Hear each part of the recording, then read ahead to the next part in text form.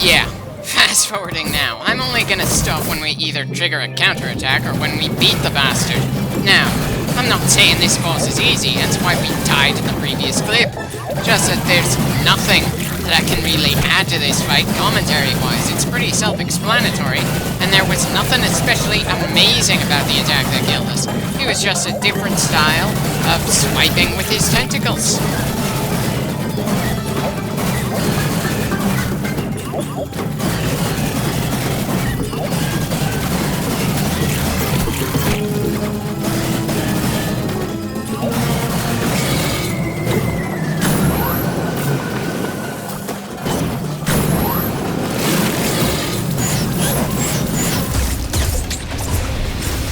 So that's what the counterattack looks like for this thing.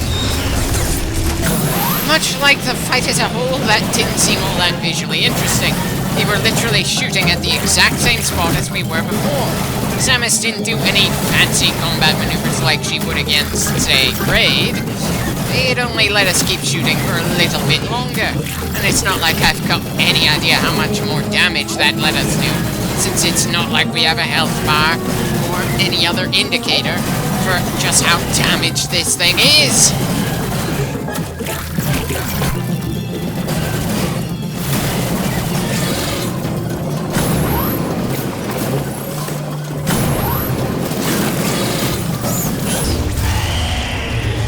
Why was I somehow expecting more from this boss? I should have figured there was a reason that I considered him pretty forgettable for the most part.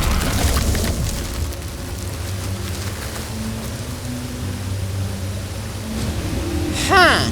The other bosses we killed didn't grey out like that. I thought the things greying out when they died was because a Metroid was draining their energy. That's how it was in the other games we've done so far, at least.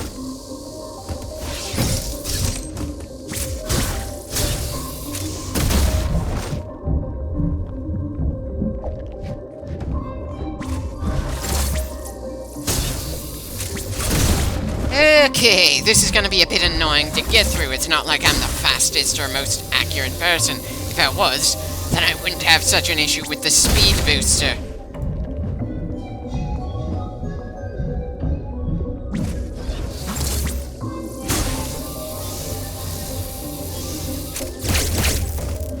Well, that simplified things a bit. Screw you, precision swinging. Right, more climbing to do right now. The grapple beam is certainly getting plenty of exercise, even if I'm not all that fast with it. Anyone else notice that my gunfire feels noticeably slower in this and the 3DS game compared to the more fixed aiming games that had no counter mechanic? Kinda makes me wonder if there was a way I could measure my brain's processing power like a PC. As tempting as it is to head to the elevator right now, it's probably better to save first.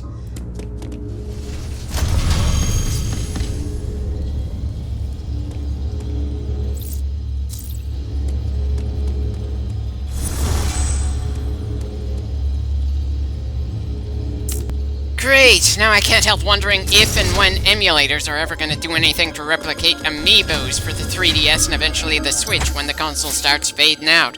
I know, it's more than a little premature for emulators to really get rolling when this is the current generation of console that people are designing games for. That's the sort of thing that gets you lawsuits. Still, that's kind of where my mind wandered as we enter a brand new area going through the same, frickin' animation as we wait for things to load.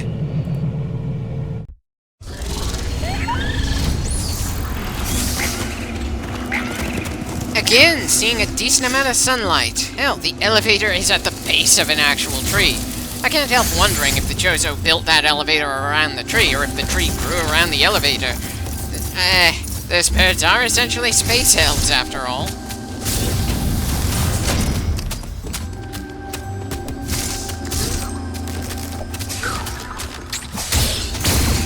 I liked the look of that spider thing, but I'm afraid we've dealt with plenty of monsters that like pouncing onto us around here. Speaking of pounce, that guy certainly didn't come with any kind of warning. Bloody hell! The exact same kind of enemy as the one that killed Quiet Robe earlier on. Same moveset, probably same level of endurance, though I might be wrong. We just have different terrain as we try to deal with the bastard.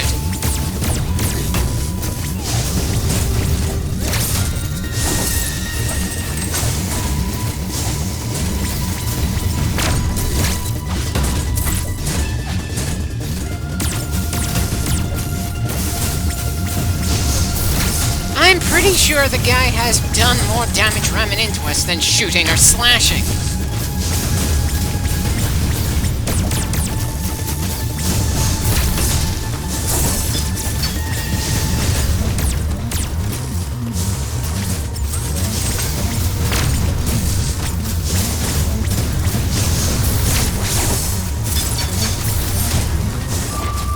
Oh, come on! How was I still in range for a melee strike? Anyway, excuse me for cutting out for more deaths against the bastard before I decided to try looking elsewhere, just like I did when dealing with Kraid. Place your bets. How long until I come back for the rematch against this not-quite boss? Definitely says something that I find things more difficult to deal with here than with the actual boss fight with the tentacle thing we beat in this same damn clip.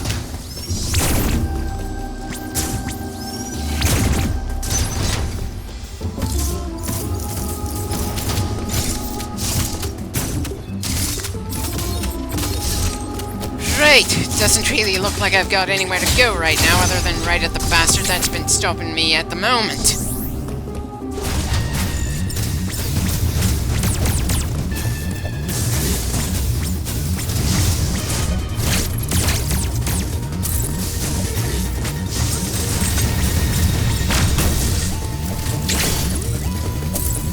I should probably feel confident enough to counter his strikes, but then I can't tell fast enough if it's gonna be a yellow or red strike. If I can get something to work like instinct, I can do it fast.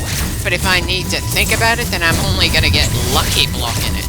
And I'd say I spent quite a bit of luck against the Emmys just getting this far into the game. Hell, the way I'm feeling this far into the game, it really should be the end, or at least close to it. Not around the halfway point, I'm just way too tired for that.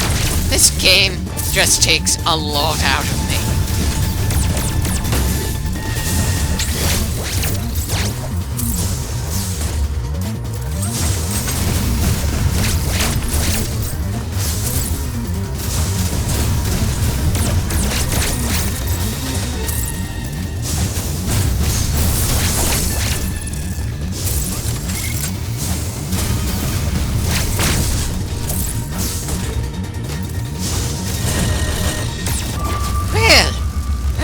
Confirmation that this guy is more durable than the first one. I was not expecting the run out of missiles.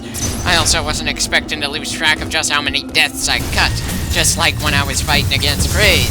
Still, I suppose that means I don't have to worry about quite as much footage between me and the end of the game if I run into too many more walls like this at random intervals.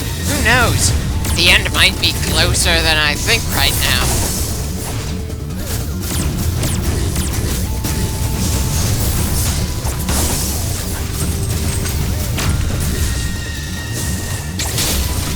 Okay, so standing my ground was a good change of pace instead of just running around and spraying shots into him. At the very least, that counter gave us more missiles to use.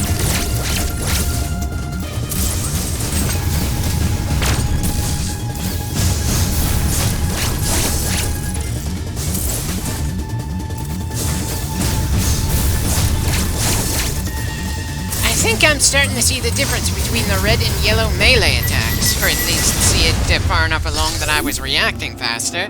Though I'm sure the next time we run into something like this guy, we're gonna have to relearn how to fight it. It's not like these things are as common as the Metroids from the 3DS game.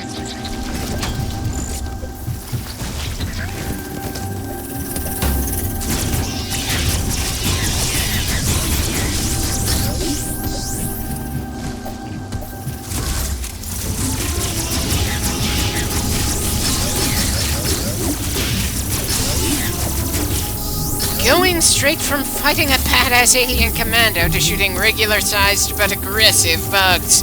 The sheer variety of enemies in this game is stunning.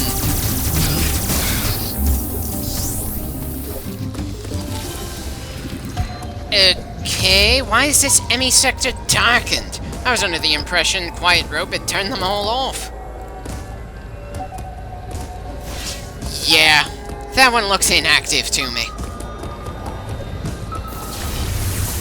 Strange, but so long as that chute takes its time to drop, I won't complain about it.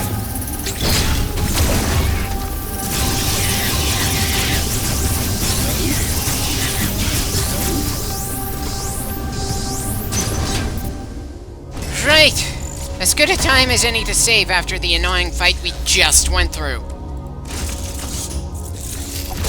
Uploading data. Samus, you are approaching the surface. This area, Gathering, appears to be an underground forest.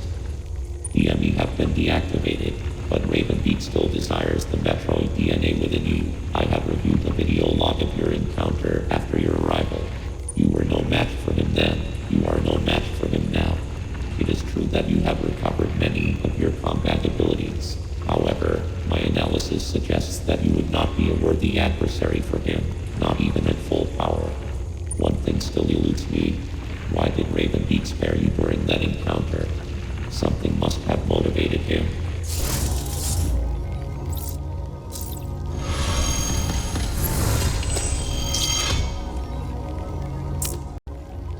Part of me wants to be annoyed that Adam has little confidence in us after the sheer amount of time we've been gathering equipment and traveling through these caverns. But it's a little difficult to be all that annoyed when, yeah, we've been getting our asses handed to us, and by a recurring mini-boss.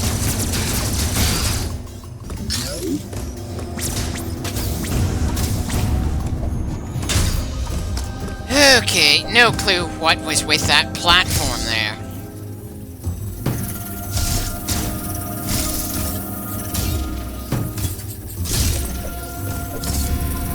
Why would holding onto the top of this elevator somehow make us weigh more than when we were standing on its floor? I know that physics isn't this game's strong suit, but still, that seemed odd even by Metroid standards.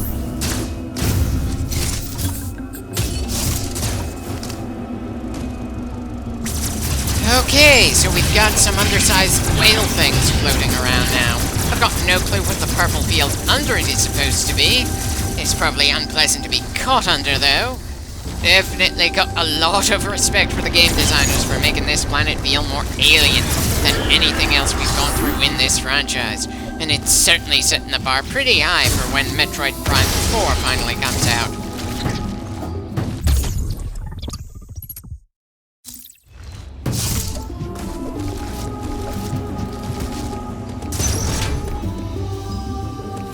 And once again, we have another elevator. We have just been bouncing all over the place quite a lot, haven't we? Now, that sort of thing makes it a little harder for me to justify to myself to actually go out of our way to backtrack. After all, if we might go back to a previous area if we keep moving forward, why the hell should we go out of our way to turn back? Though maybe that's just me.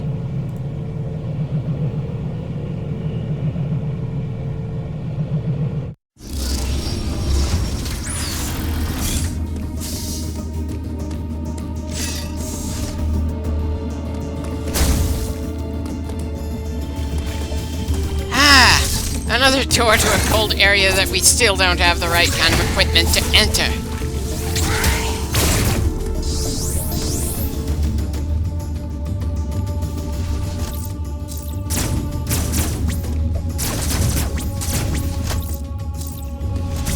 Okay, I'm not seeing any way forward for us with what we've got right now.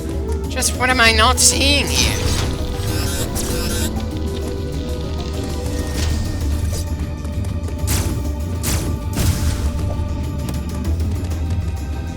If we're supposed to break a bit of wall or floor, it's certainly not anything that immediately catches my eye in here.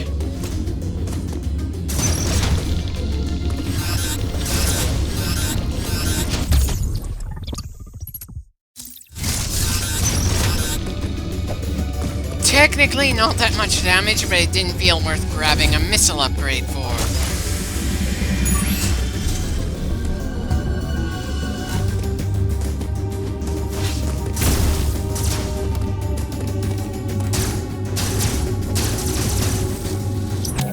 Right. Looks like we're going back up the elevator. You'd think from sheer repetition that I'd have a better idea how to handle the various roadblocks we keep coming up against.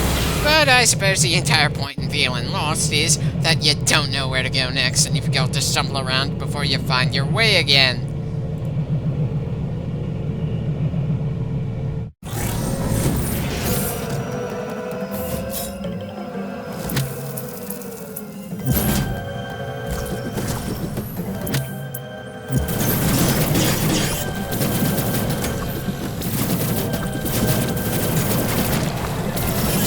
Right, no surprise that being under the purple light there hurts.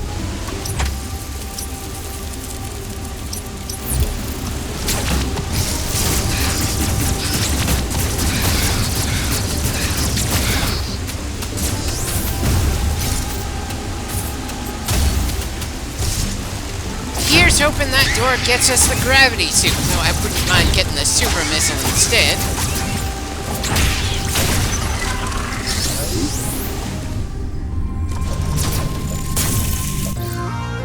Super missile it is, then. It's not going to help us get to the other side of the elevator, but it'll at least let us more fully explore this area.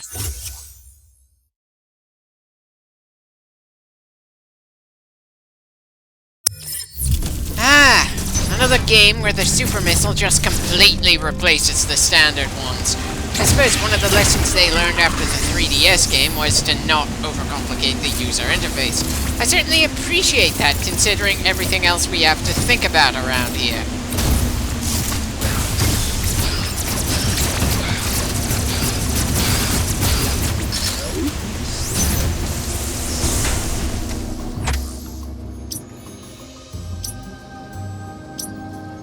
Looks like there are a decent number of other doors we could try before we head back to the Tyron sector. As a side note, somehow not surprised that blocking the tentacle things doesn't have some especially interesting animation for it.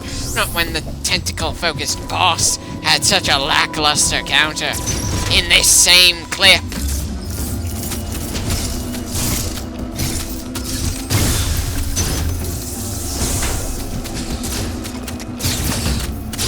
Well, that was mildly embarrassing. Would have preferred more health instead of so many missiles, but at least the pickup wasn't nothing but missiles. Still, would have preferred to have more health at the end of that room than what I started with.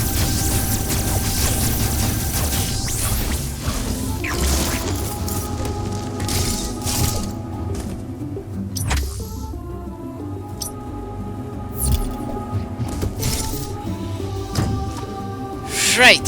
Should have remembered that platform shifted to block us from this direction. It's not like it happened all that long ago.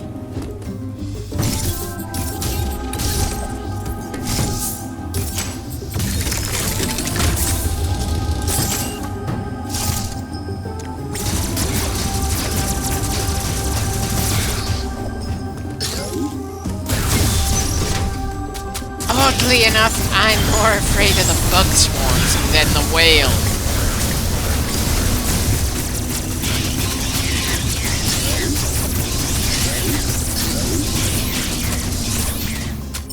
And apparently staying near the door makes sure neither is actually a threat to us, though considering the size of the room, I somehow doubt we've seen everything the place has to offer us.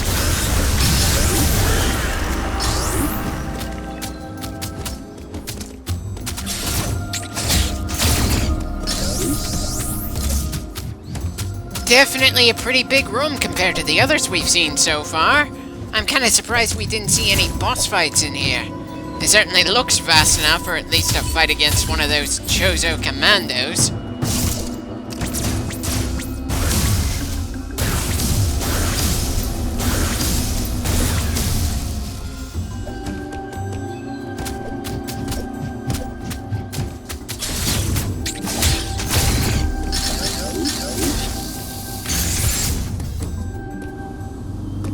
And we've got a tram. When I decided not to go for an elevator because we need something more to get through the other side. Here's hoping that this isn't going to be another dead end, though I suppose that would give me an excuse to keep on fast forwarding.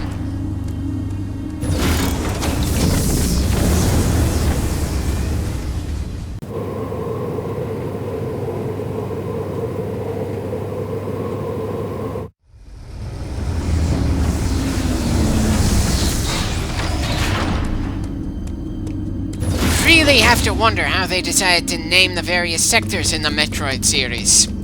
Anyway, this seems about as good a point as any to call it a day.